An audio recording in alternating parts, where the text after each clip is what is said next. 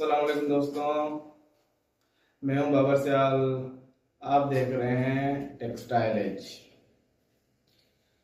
Textile industry में एक fibre को फाइबर कहने के लिए कुछ बेसिक प्राइमरी प्रॉपर्टीज होना लाजमी है। आज हम डिस्कस करेंगे 5 प्राइमरी प्रॉपर्टीज जो हर टेक्सटाइल फाइबर के अंदर होना लाजमी है, चाहे वो कॉटन हो, सिल्क हो या कोई भी सिंथेटिक या नेचुरल फाइबर हो। चलिए शुरू करते हैं। सबसे पहली प्रॉपर्टी है high length to width ratio. सबसे पहली प्रॉपर्टी और मेन प्रॉपर्टी, इसका मतलब है कि फाइबर की लेंथ उसकी विड्थ से कम 100 टाइम्स ज्यादा होनी चाहिए। अगर फाइबर्स लेंथ में ज्यादा नहीं होगा तो उससे यान बनाना पॉसिबल नहीं होगा। एग्जाम्पल के तौर पे कॉटन फाइबर की एवरेज लेंथ 10 से 65 mm होती है, लेकिन उसकी विड्थ जो है 15 से 20 माइक्रोन सी होती है।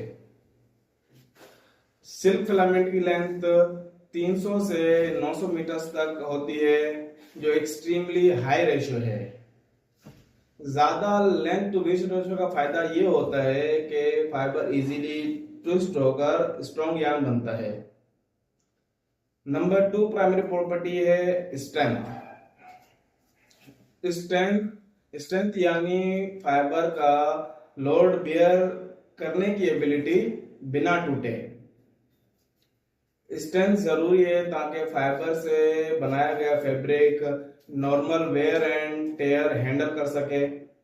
अगर फाइबर वीक होगा तो फैब्रिक जल्दी ब्रेक होगा और तो फिर इस्तेमाल के काबिल नहीं रहता। फॉर एग्जाम्पल नायलॉन बहुत स्ट्रॉन्ग होता है, इसीलिए इसको रोप्स और पैराशूट्स में यूज किया जाता है। वुल कंपैरेटिवली वीकर फाइबर होता है, इसलिए उसको मोस्टली वार्म क्लॉथ्स में यूज किया जाता है जहां पे एक्सट्रीम स्ट्रेंथ की जरूरत नहीं पड़ती।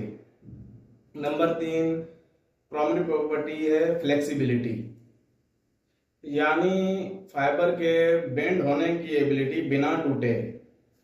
अगर फाइबर फ्लेक्सिबल नहीं होगा तो वो यार्न स्पिनिंग के दौरान बार बार ब्रेक होगा, जो कि वो फैब्रिक में कंफर्टेबल फील नहीं देगा।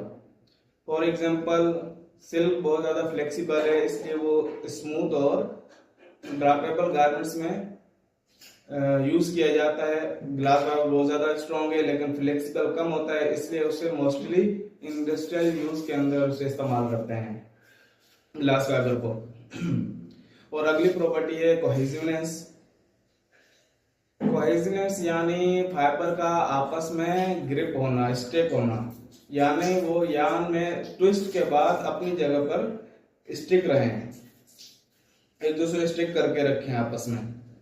कोहेसिवनेस ज्यादा होने की वजह से यार्न स्ट्रॉन्ग बनता है, कम होने पर फाइबर जल्दी अनटेंगेबल अलग हो जाते हैं, यार्न जो है स्टेबल नहीं होता, यार्न स्टेबल नहीं बन सकता उससे। फॉर एग्जांपल हम देखें तो ह्यूमन हेयर्स जो हैं उनको फाइबर में इसीलिए शुमार नहीं किया जाता क्योंकि इनके अंदर कोहेसिवनेस प्रॉपर्टीज नहीं होती, ये आपस में स्टेक नहीं हो सकते। बाकी 4 प्रॉपर्टीज तो इनके अंदर मौजूद हैं, लेकिन कोहेसिव प्रॉपर्टीज ना होने की वजह से हम ह्यूमन हेयर्स को भी फाइबर के अंदर इंक्लूड नहीं कर सकते।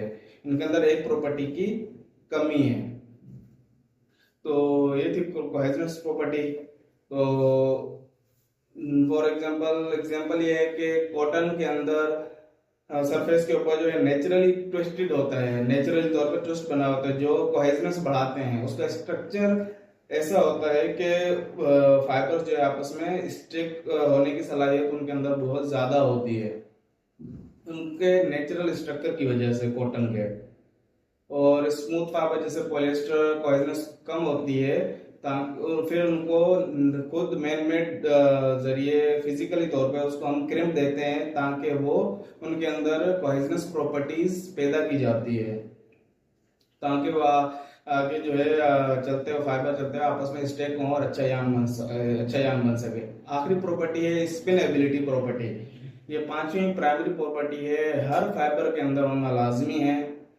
फाइबर का यान में स्पिन होने की एबिलिटी है।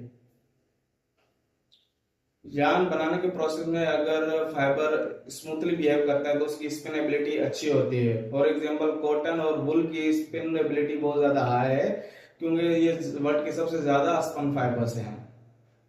और एस्बेस्टोस फाइबर है वो नेचुरल है, लेकिन उसकी स्पिन एबिलिटी बहुत ज्यादा लो है, इसलिए उसे स्पेसिफिक इंडस्ट्रियल यूज के यान्स के अंदर ही उसे यूज किया जाता है। तो दोस्तों ये 5 प्रॉपर्टीज प्राइमरी जो कि हर फाइबर के अंदर होना लाजमी है। मतलब फाइबर अगर वो एक क्या नाम है, किसी भी एक चीज के अंदर ही 5 प्रॉपर्टीज होगी, हम उसको फाइबर टेक्सटाइल फाइबर उसको हम कह सकते हैं। तो अगली क्लास में हम डिस्कस करेंगे secondary properties of textile fibre. तो यहाँ तक थी आज की वीडियो, मिलते हैं इंशाल्लाह नेक्स्ट वीडियो में। अगर ये वीडियो आपको थोड़ी सी इंफॉर्मेटिव लगी है तो इस चैनल को लाजमी सब्सक्राइब करें और जुड़े रहें इस चैनल के साथ। और मिलते हैं अगली वीडियो में, तब तक के लिए अपना ख्याल रखें। अल्लाह हाफिज़।